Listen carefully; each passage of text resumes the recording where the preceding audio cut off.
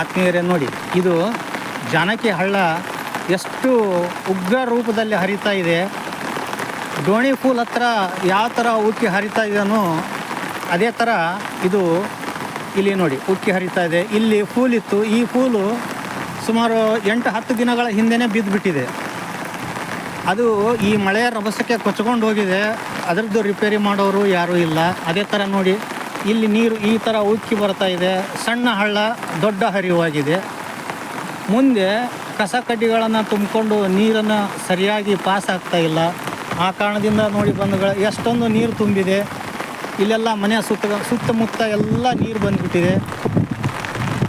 ಈ ರೀತಿ ಜನಜೀವನದ ಅಸ್ತವ್ಯಸ್ತತೆ ಇದು ನೋಡಿ. ಇಲ್ಲಿವರೆಗೂ ನೀರಿದೆ. ಇದು ಆಶ್ರಯಕ್ಕೆ ಹೋಗುವಂಥ ಮುಖ್ಯ ರಸ್ತೆ. ಇಲ್ಲೂ ಕೂಡ ಇಷ್ಟೊಂದು ನೀರು ತುಂಬಿಕೊಂಡಿದೆ ನೋಡಿ. ಇಲ್ಲಿ ಫಾರೆಸ್ಟ್ನವರು ಮೊನ್ನೆ ತಾನೇ ಅತ್ಯಂತ ಶ್ರಮವಹಿಸಿ ಸಾಕಷ್ಟು ಗಿಡಗಳನ್ನು ನೆಟ್ಟಿದ್ದರು. ಈ ಮಳೆಗೆಲ್ಲ ಕಿತ್ಕೊಂಡು ಹೋಗಿವೆ.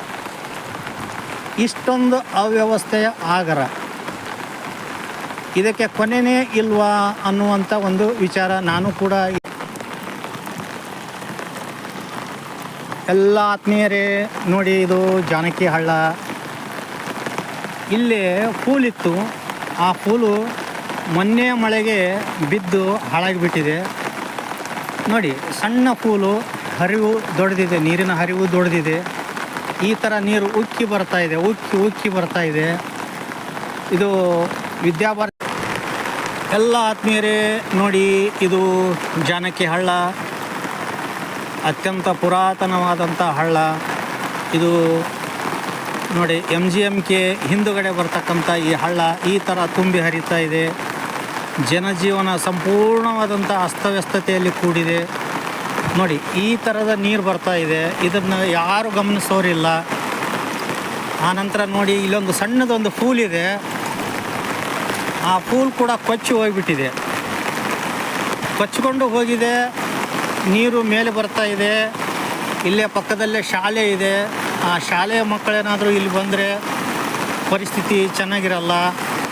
ಮೊನ್ನೆ ತಾನೇ ದೋಣಿ ಬ್ರಿಡ್ಜಲ್ಲಿ ಇಬ್ಬರು ಗಾಡಿ ಸಮೇತ ಹರ್ಕೊಂಡು ಹೋಗಿದ್ದಾರೆ. ಅದೇ ಪರಿಸ್ಥಿತಿ ಇಲ್ಲಿ ಕೂಡ ಬರ್ತದೆ ನೋಡಿ. ಆ ಕಡೆ ಒಂದು ಬ್ರಿಡ್ಜ್ ಇತ್ತು. ಆ ಬ್ರಿಡ್ಜು ಮೊನ್ನೆ ಮಳೆಗೆ ಕೊಚ್ಕೊಂಡು ಹೋಗಿದೆ. ಅದರದ್ದು ರಿಪೇರಿ ಇಲ್ಲ. ಈ ಥರ ಇಲ್ಲೆಲ್ಲ ನೀರು ಬರ್ತಾ ಇದೆ ನೋಡಿ ಬಂಧುಗಳೇ. ನೋಡಿ ಈ ಥರ ನೀರು ತುಂಬಿಕೊಂಡಿದೆ. ಇದರಲ್ಲಿ ಯಾರೂ ಬರ್ತಾ ಇಲ್ಲ ನೋಡಿ. ವೆಹಿಕಲ್ಗಳು ಕೂಡ ನಿಂತು ಬಿಟ್ಟಿವೆ.